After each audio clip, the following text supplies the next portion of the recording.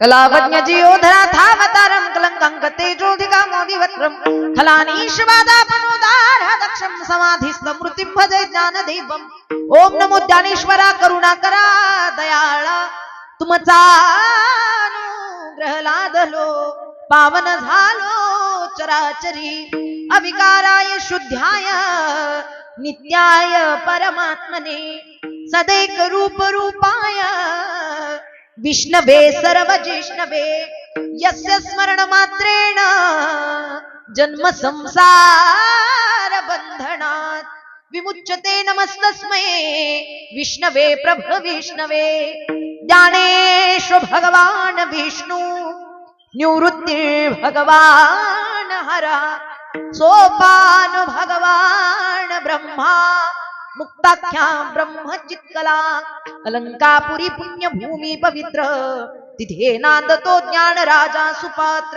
हात जोडा नुसते तया आठविता महापुण्य राशी नमस्कार माझा श्री सद्गुरु संत ज्ञानेश्वरासी नमो सद्गुरु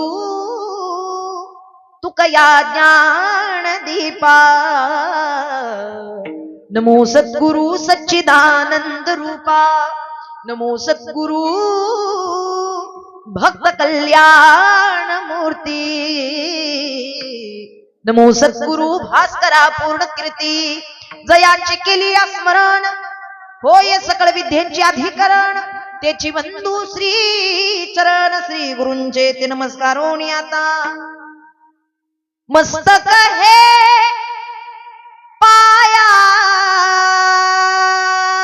पायावरी मस्तक हे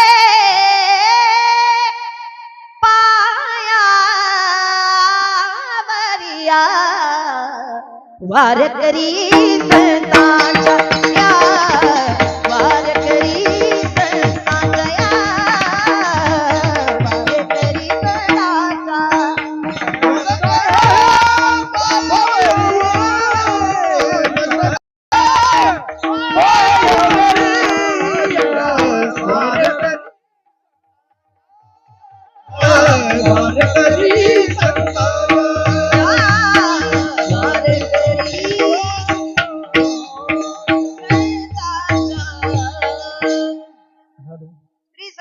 माता चरणावरी साष्टांग हे करी दंडवत सर्व मंगल मांगल्ये शिवे सर्वार्थ साधिके शरण्य त्र्यंबके गौरी नारायणी नमोस्तुते विठ्ठल विठ्ठल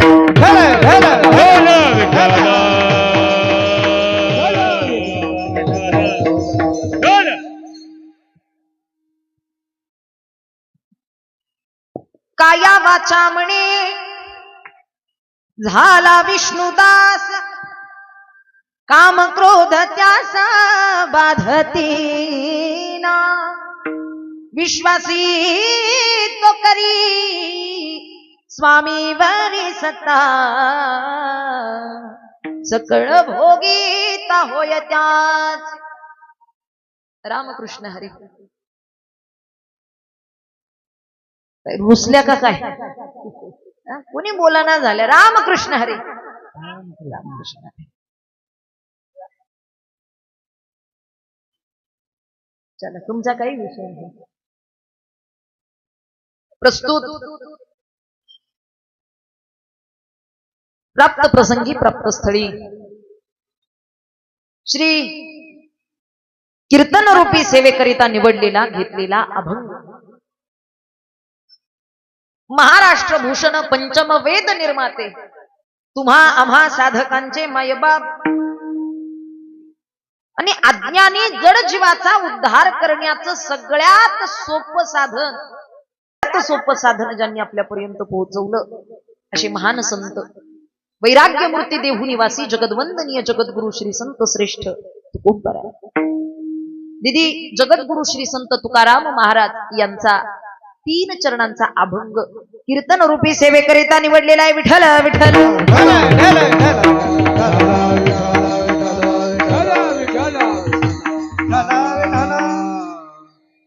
जगद्गुरु तुकोबाराय यांचा 3 चरणांचा अभंग आहे आणि या अभंगाच्या माध्यमातून श्री संत जगद्गुरु तुकाराम महाराज एक उपदेश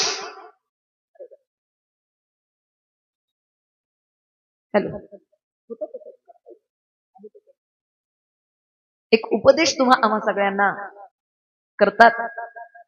कारण संतांच्या अंतःकरणातली भावना एकच आहे, जीवाचा उद्धार व्हावा. जे ज्ञान त्यांच्यापर्यंत पोहोचलं ते आपल्यापर्यंत पोहोचून सर्व प्राणी मात्रांचा उद्धार करण्याची तळमळ त्यांच्या अंतःकरणात आहे. लक्ष देऊ नाही का? आपण जगाचे बरेचदा उपकार आभार मानत असतो. बऱ्याचदा अमुक कोणीतरी आपल्याला साडी दिली, अमुक कोणीतरी आपल्याला एखादी वस्तू दिली, अमुक कोणीतरी आपल्याला काहीतरी दिलं की आपण फार ध्यानात ठेवून त्या व्यक्तीशी वागतो. अमुक कोणीतरी मला ही वस्तू दिली होती या काळामध्ये या वेळेला आणि खरंच त्याचे माझ्यावरती फार उपकार आहेत असं आपण म्हणतो. आपण जगानं आपल्यावरती केलेले उपकार ध्यानात ठेवतो, पण भगवंतानं संतांनं जो उपकार आपल्यावरती केला कदाचित तो आपल्या ध्यानात राहत नाही, येत नाही. आपल्याला त्या उपकाराची जाणीव होत नाही. हा सप्ताह कीर्तन ही उपकाराची जाणीव करून देण्यासाठी. कशासाठी? की संतांनी भगवंतांनी किती उपकार केलाय आपल्यावरती. जगाचे उपकार ध्यानात ठेवा अगर ठेवू नका, पण 3 जणांचे आपल्यावरती अत्यंत उपकार आहेत. 3 जणांचे. कोण 3? कोणी शेजारी पाजारी नातेवाईक पाहुणे रावळे नाही बरं. कोण 3? पहिला भगवंत, दुसरे संत आणि तिसरे आई बाबा. भगवंताचा आपल्यावरती प्रमुख उपकार आहे. कोणता? जेने हा जीव दिला दान, दयाचे करीन चिंतन, जग जीवन नारायण,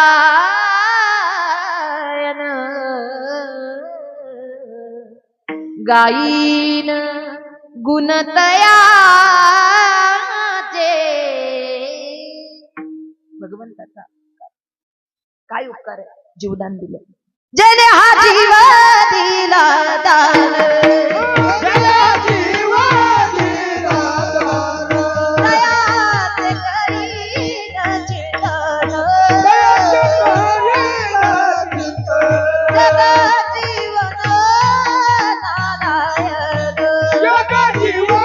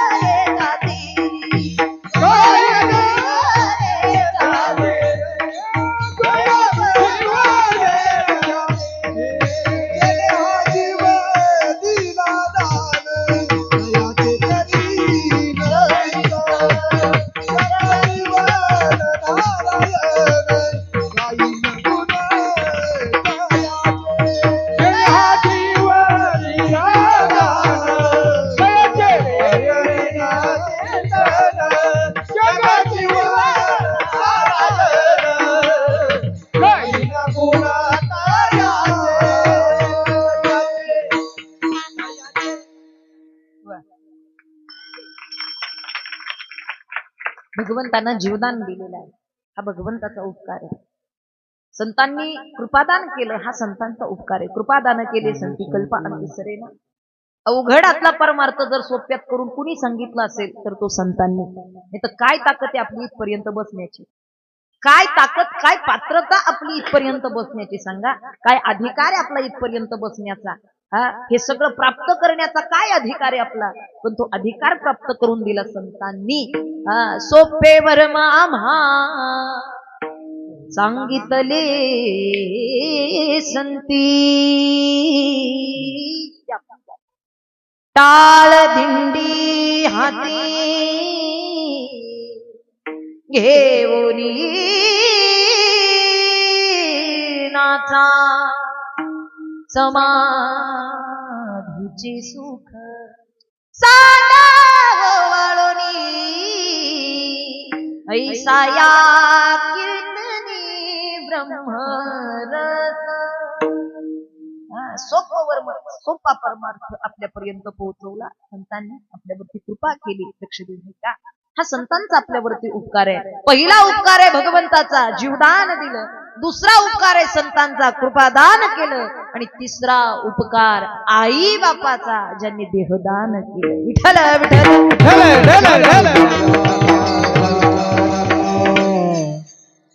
छत्रछाया आपल्यावरती आहे आणि अशी आराध्य दैवता आपल्या पाठीशी असल्यानंतर काय संकटन, काय भ्या असेल का आपल्याला परमार्थाचं? काय असेल का? मी म्हणेल फार मोठं पुण्य प्राप्त केल्यानंतर इथपर्यंत जन्म घ्यावा, फार मोठं पुण्य प्राप्त केल्यानंतर कुलस्वामिनीचा हात मिळावा, आणि फार मोठं पुण्य प्राप्त केल्यानंतर तिचा नामघोष करता यावा. लक्ष देऊ नये का? एक वाक्य तुम्हाला सांगते, लक्ष देऊन ऐकलं तर कळेल तुम्हाला बरं का. प्रापंचिक स्थित्यंतर हे प्रारब्धिक दृष्ट्या घडत असतात. प्रपंचामध्ये जे काही बदल घडतात ते प्रारब्धाच्या दृष्टीने घडत असतील असं आपण म्हणू शकतो बरं का. परिस्थिती नव्हती पण आता चांगलं झालं, आता बरी परिस्थिती झाली, आता पैसा पाणी सगळं जागच्या जागी, सगळं व्यवस्थित आहे. प्रारब्धेची जोडे धड, प्रारब्धेची वाडे मान. अजी प्रपंचामध्ये झालेली स्थित्यंतर ही प्रारब्धिक दृष्ट्या घडली म्हणू शकतो, पण परमार्थामध्ये घडणारी स्थित्यंतर ही प्रयत्नानच पूर्ण करावी लागतात. प्रारब्धाशी जोडावं नाही लागत. प्रारब्ध आहे पण इथपर्यंत पोहोचायला फार प्रयत्न करावे लागतात. प्रयत्नाची पराकाष्ठा करावी लागते, अनंत सायास करावे लागतात आणि भगवंताची कृपा प्राप्त असावी लागते. प्रारब्ध असेल तर ते अनुकूल असावं लागतं, तर परमार्थ जीवनामध्ये घडतो बरं का. नाही तर काहींचं 100 वर्षाचं आयुष्य निघून गेलं, साधा रामकृष्ण हरिमुखात आला नाही. साधा रामकृष्ण हरी, त्यांना बळ म्हणायला सांगितलं तरी म्हणत नाही बाबा, येत नाही मुखात भगवंताचं चिंतन. ऐका, तुम्ही लाखो रुपये कमवा, तुम्ही धन कमवा, ज्ञान कमवा, पद कमवा, श्रीमंती कमवा, सौंदर्य कमवा, रामकृष्ण हरिमुखात नसेल काडीची किंमत नाही तुमच्या पदाला आणि धनाला. निवांत वाजवा. आपल्याला काही गडबड आहे का? नाही, चला वाजवू वाटल्या मोकळ्या मनानं वाजवा. आणि माझ्या कौतुकासाठी कुणी 10 टाळी वाजवू नका. बरं ठीक आहे, नका वाजवू, नका वाजू टाळी माझ्या कौतुकासाठी, पण स्वतःच्या उद्धाराची टाळी चुकू नका. उद्धार करणारी टाळी वाजवा. माणसाचं नाही तिथे भरपूर टाळ्या वाजवते, बऱ्याच चिक्कार मुक्कार टाळ्या वाजवते भरपूर. नाही तिथे अमुक अमुक यांचा विजय असो टाळी. भगवत चिंतनात हरिनामाची टाळी वाजवायची का कंटाळा यावा आणि का विचार करावा वाजवू का नको? वाजवली पाहिजे, कारण इथली एक टाळी आपल्याला पुण्यकर्माचा साठा करून देणार आहे. विठ्ठल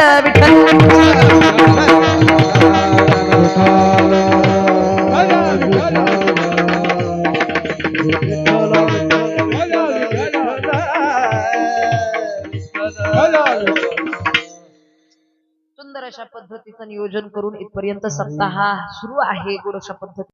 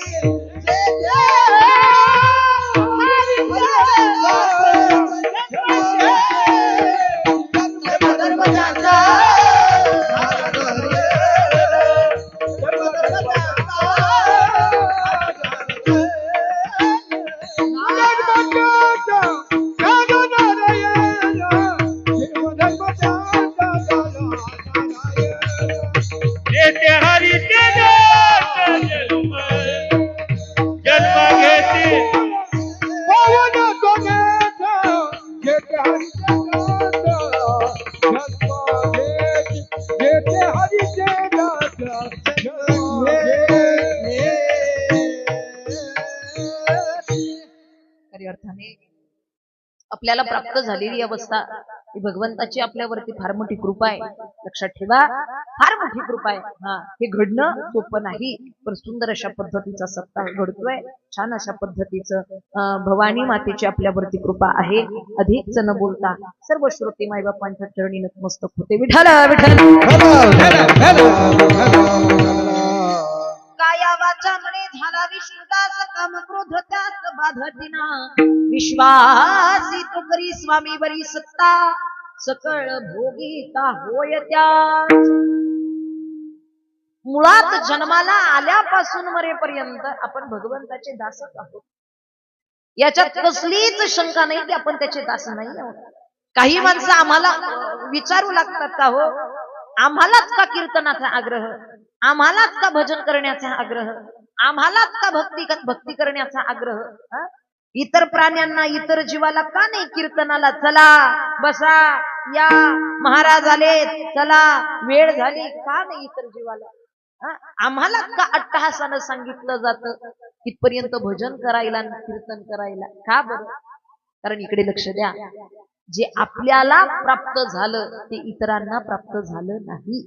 किंबहुना आपल्याला ज्या सहजतेनं भक्ती परमार्थ साधता येतो तो इतर जीवाला साधता येत नाही. देवे दिला देहा भजना गोमाता, देवे दिला देह भजना गोमाता, देवे दिला देह भजना गोमाता. गोया झाला फाटा बाधिकेचा, गोया झाला फाटा बाधिकेचा, साठवणिया मान राहिली बरती, साठवणिया मान राहिली बरती, साठवणिया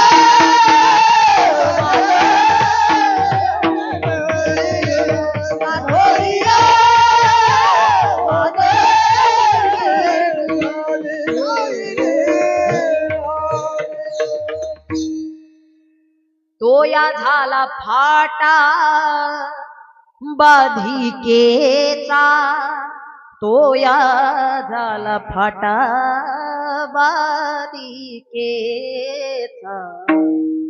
साठवणिया मन राहिली वरती. देवे दिला देह भजना गोमटा. कशा करिता? हे चुकून नाही आलं, हे मुद्दामून झालं. खरंच काहींच्या जीवनामध्ये फक्तच भोजना गोमट आहे, सकाळ दुपार संध्याकाळ भजनाचं ध्यानच नाही. ते फक्त भोजनावरती ध्यान ठेवून राहते.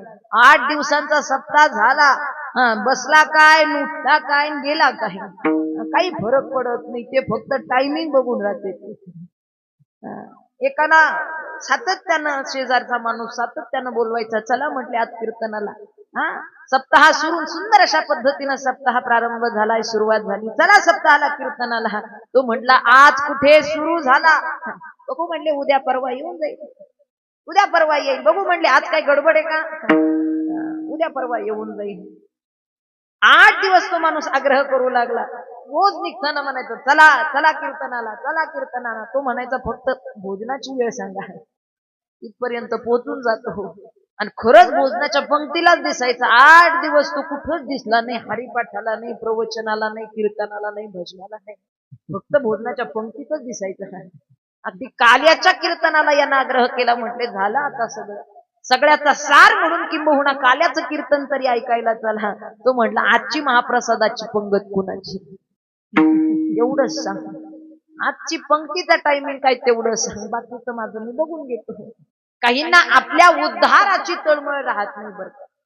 जरी मनुष्य देह प्राप्त झाला असला तरी सगळ्यांनाच याचं हित कळत नाही कळतो हित याच आयुष्य जातं काहींचं आयुष्य संपून जातं सर्व सुखाची आशा जन्म गेला सुखाची आशा राहते समाधानाची आशा राहते चांगल्या अवस्थेची आशा राहते पण काय करायचं त्याच्याकरिता क्षण एक मुक्ती यज्ञ नाही केला ऐका हिंडता दिशा पावला माया वेष्टीला जीव माझा हा माझे स्वहित आयुष्य हिताची तळमळ पाहिजे भक्ती करायला काय लागतं तळमळ लागते तळमळ अंतःकरणामध्ये काय पाहिजे ऐकताय ना तुम्ही बोला जरा निदान मान तरी हलवा असं जरी केलं तरी बरं वाटतं वक्ता राजकीय क्षेत्रातला पुढारी नेता असो किंवा वारकरी संप्रदायातील कीर्तनकार असो ऐका वक्त्याला श्रोत्यांनी दिलेल्या मानधनापेक्षा श्रोत्यांच्या प्रतिसादाच्या अपेक्षा जास्त राहतात